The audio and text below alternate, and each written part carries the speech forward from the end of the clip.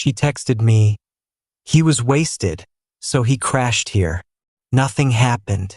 Don't be paranoid." I replied, "I trust you." Then I opened my MacBook and pulled up her own camera feed. She started freaking out before I even pressed play. Ever installed a full security package for your girlfriend, only for those same cameras to blow up your relationship months later? No? Just me, apparently.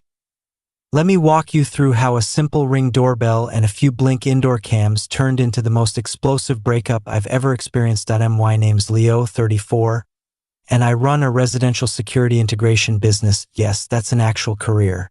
I design and install custom camera systems, alarms, smart locks, the whole package for houses and small offices.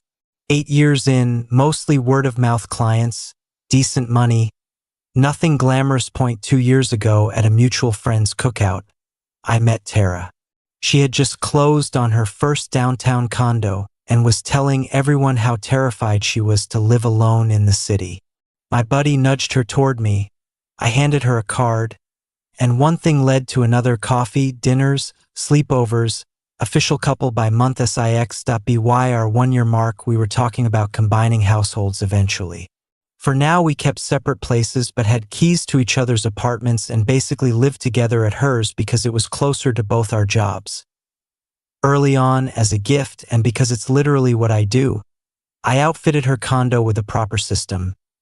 Ring doorbell, 3 Blink indoor cameras, living room, kitchen, hallway, smart deadbolt, the works. Standard practice for me, even with a girlfriend. I created 2 accounts, full admin on her phone, limited user access on mine in case of emergency. She signed the consent form like any other client. We agreed to revisit the arrangement every 6 months. She always said she was fine with it: motion-triggered recording, 30-day cloud storage, full transparency. I walked her through every feature. We almost never looked at the footage unless a package showed up or she heard a bump in the night. It was just for her peace of mind. I never once live-viewed while she was home. I'm not a creep.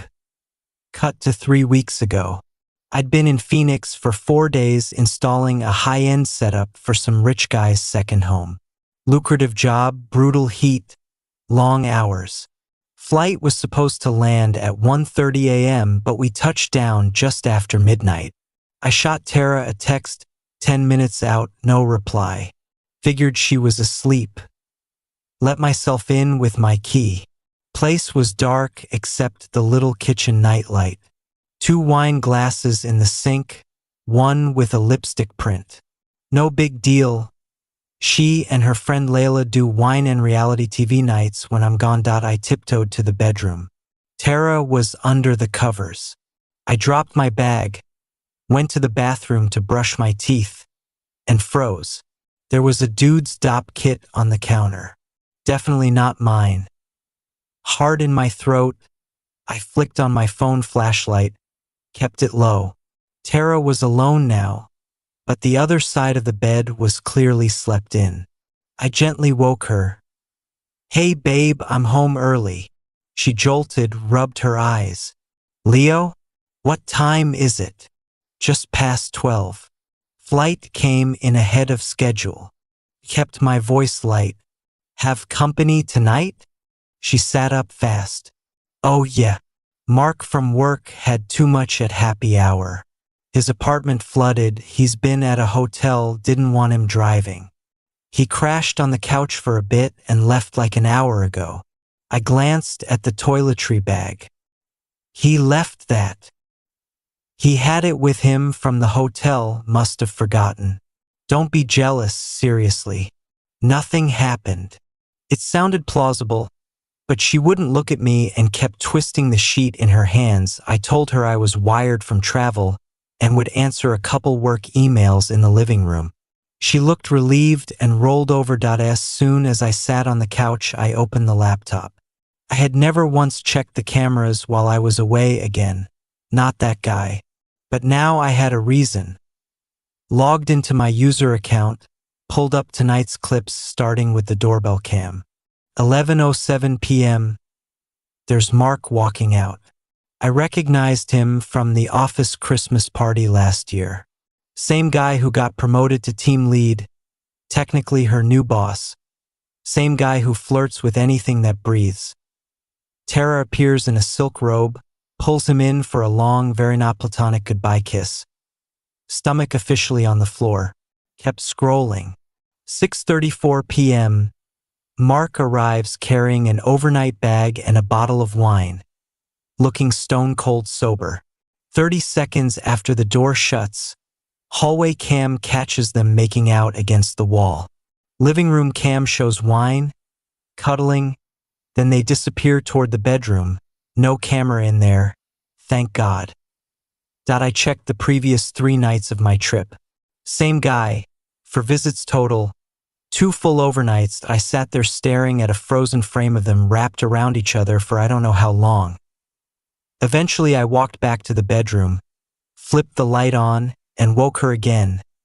Sorry, babe, I really need to talk. She groaned. Can't it wait till morning? It's about Mark. She bolted upright, instantly defensive. I told you he was drunk and crashed here. Stop being paranoid.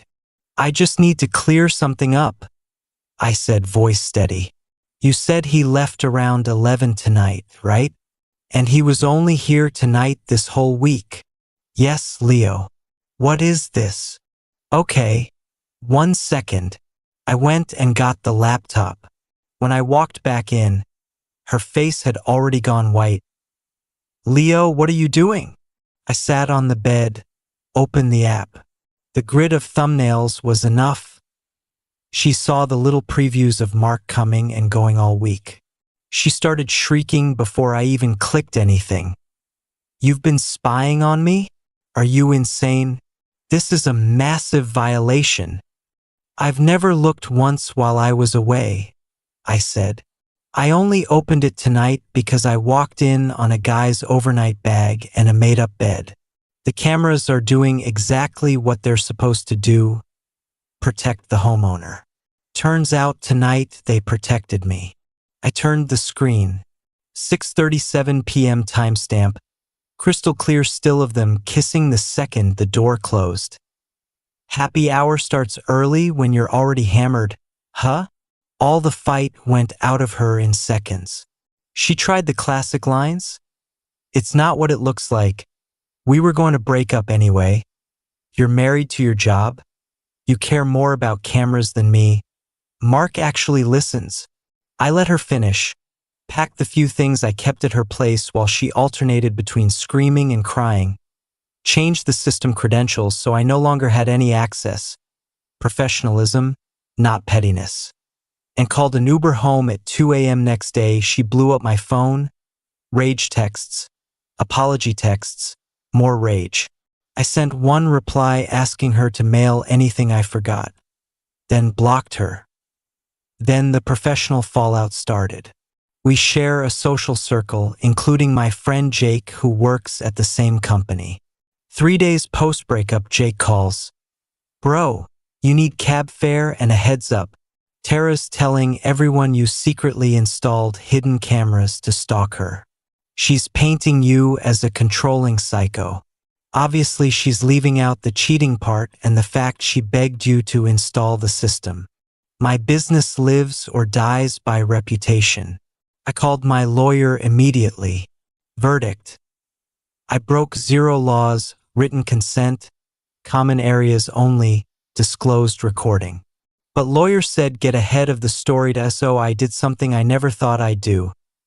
Compiled a password-protected folder with non-explicit screenshots, installed selfies in front of the cameras, signed consent form, timestamps of Mark's multiple visits, and shared it only with Jake and 2 other trusted mutual contacts who move in the same professional circles.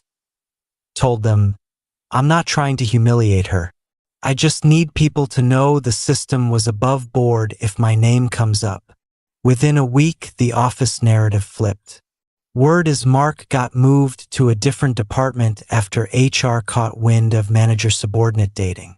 Tara went quiet about the stalker boyfriend story. About a month later, I bumped into Layla at a cafe. I tried the awkward nod and escape, but she waved me over. Hey, for what it's worth. I told her she was screwing up royally, both with Mark and how she treated you. I shrugged. Appreciate it. She didn't used to lie like that, Layla said. Started with tiny stuff to avoid arguments, then snowballed. Not my circus anymore. Layla smirked. Unsolicited advice? Next girlfriend, separate logins from day one, and maybe don't date clients. I actually laughed. Already updated contracts and policy. 6 months later, business is solid. The rumor never gained real traction. Thank God. I'm seeing people casually, taking it slow, and every new install now includes ironclad language about access and privacy. Full admin handover the day the job is signed off. No exceptions. Funny how the same system I put in to make her feel safe ended up keeping me from wasting more years on someone who could look me in the eye and lie without flinching. Sometimes the most important security feature isn't keeping threats out, that it's revealing who the real threat was when they thought no one could see. And these days, the only trust one needs to protect is the one between me and my clients. Because once that's gone, no amount of 4K footage will ever put it back together.